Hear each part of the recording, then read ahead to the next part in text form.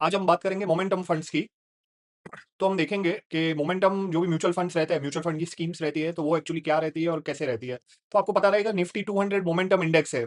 वो अभी recently launch हुआ है। रिसेंटली मतलब अराउंड 2020 या 2021, मतलब 4-5 ईयर्स ही हुए हैं उसको लॉन्च हुए। तो ये निफ्टी 200 मोमेंटम इंडेक्स है।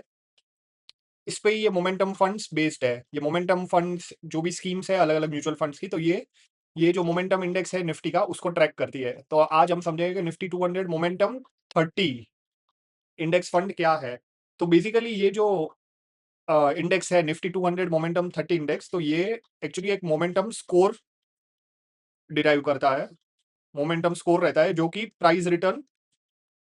और प्राइस रिटर्न और मार्केट कैपिटलाइजेशन को मल्टीप्लाई करके एक स्कोर डिराइव होता है। तो उसके बेस से जो 30 स्टॉक्स है निफ्टी 200 में से, जो भी 30 स्टॉक्स है, तो वो उसमें से सिलेक्ट होते हैं ये मोमेंटम स्कोर के बेस पर से। और ये जो इंडेक्स है, ये जो निफ्टी 200 मोमेंटम 30 इंडेक्स है, उसमें 2 बार रीबैलेंसिंग होता है। रीबैलेंसिंग मतलब जो भी ये स्कोर के क्राइटेरिया में नहीं मैच हो रहा है, तो वो जून एंड दिसंबर, ये 2 मंथ्स में उसको रीबैलेंस किया जाता है। मतलब अगर जो भी ये स्कोर फिर से ये लोग डिराइव करते हैं 6 मंथ्स में, और जो भी ये फिट इन नहीं हो रही है कोई भी कंपनी, तो उसको ये इंडेक्स में से निकाल देंगे, और जो फिट इन हो रही है वो ये इंडेक्स में इन हो जाएगी। ये बेसिकली बहुत वॉलेटाइल इंडेक्स है क्योंकि प्राइस रिटर्न पे बेस्ड है। प्राइस रिटर्न मतलब एब्सोल्यूट जो रिटर्न रहता है, मतलब आज जो स्टॉक 300 का है, कल वो 400 हो गया, तो उसको 100 रुपीज का रिटर्न मिला। 100 अपॉन 300 मतलब 33% का रिटर्न हुआ। तो ये इस पे बेस्ड है, प्राइस रिटर्न पे। तो बहुत वॉलेटिलिटी रहता है। हाई रिस्क है ये फंड में। फंड और इंडेक्स में दोनों में हाई रिस्क रहता है, क्योंकि फंड में भी हाई रिस्क रहेगा, क्योंकि ये रेप्लिकेट करता है निफ्टी 200 मोमेंटम इंडेक्स को ही। तो इसमें हाई रिस्क रहेगा, वॉलेटिलिटी भी ज्यादा रहेगी। और इसमें अभी हम देखने जाए तो बेसिकली जो कंपनीज है जिनका वेटेज ज्यादा है इसमें, जो भी हम लोग सेक्टर बोल सकते हैं, तो वो है, कौन से सेक्टर से हम बोलते हैं, कंपनीज जो है वो है फाइनेंशियल सर्विसेज सेक्टर से ज्यादा है, और ऑटोमोबाइल सेक्टर से कंपनीज ज्यादा है इसमें। अभी अभी का जो हम वेटेज देखेंगे 30 का, जो भी 30 कंपनीज है मोमेंटम 200 इंडेक्स में, तो इसमें ये वेटेज ज्यादा है। और इसमें बेसिकली हम देखने जाएंगे तो निफ्टी 200 का जो इंडेक्स है, उसमें 100 कंपनीज है लार्ज कैप की, और 100 कंपनीज है मिड कैप की। लार्ज कैप मतलब लार्ज मार्केट कैपिटलाइजेशन, जैसे रिलायंस, एचडीएफसी, टीसीएस, वैसी कंपनीज है। और मिड कैप हम देखेंगे तो मिड कैप मतलब जिसका मार्केट कैपिटलाइजेशन लार्ज कैप जितना नहीं है, तो मिड कैप कंपनीज आ जाएंगी। तो मिड साइज कंपनीज है वो इसमें आ जाएंगी मिड कैप में।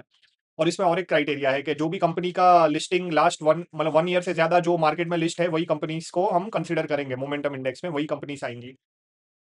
और इसका टैक्सेशन हम देखेंगे तो टैक्सेशन इसका होगा इक्विटी फंड के जैसे ही, क्योंकि ये इक्विटी फंड ही है जो भी निफ्टी 200 इंडेक्स है, तो इक्विटी फंड जैसे ही टैक्स होगा। शॉर्ट टर्म होगा less than 1 year, and long term होगा more than 1 ईयर। और इधर होगा 20% और 12.5%। और जो भी डिविडेंड्स आपको मिलेंगे वो आपको स्लैब रेट से टैक्स हो जाएंगे।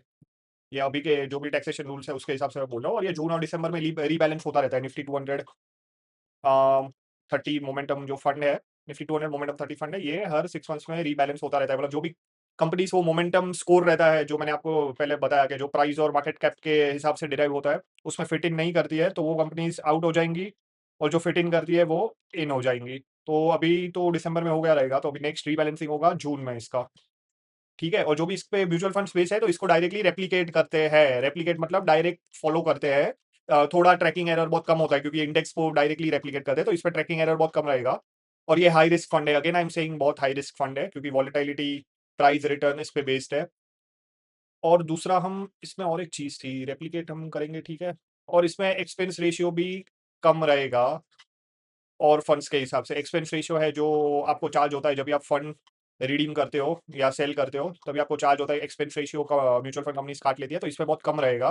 बिकॉज ये पैसिव फंड है। पैसिव फंड मतलब इसमें इतना कुछ करने की जरूरत नहीं है, बिकॉज डायरेक्टली इंडेक्स को ट्रैक कर रहा है। ये डायरेक्ट इंडेक्स के हिसाब से ही ट्रैक कर रहा है। तो कौन सा शेयर लेना है, कौन सा शेयर बेचना है, वो फंड मैनेजर को इतना कुछ डिसाइड करने की जरूरत नहीं है। बिकॉज जो भी इंडेक्स में होगा, जो भी इंडेक्स में कंपनीज इन होगी या आउट होगी, वही सेम फंड्स में, जो म्यूचुअल फंड स्कीम्स है उसमें भी सेम ही हो जाएगी, इन और आउट। तो इसमें एक्सपेंस रेशियो बहुत कम रहेगा और फंड स्कीम्स के हिसाब से।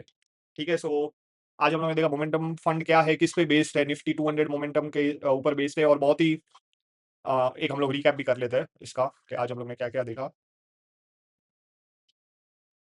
बाद में मैंने देखा जो भी मोमेंटम फंड है, तो वो रेप्लिकेट करता है निफ्टी 200, मोमेंटम 30 इंडेक्स है उसको, और वॉलेटाइल है। वॉलेटाइल मतलब मूवमेंट ऊपर नीचे ज़्यादा होगा इसमें, क्योंकि प्राइस के इस पे बेस्ड है, और रिस्की भी है।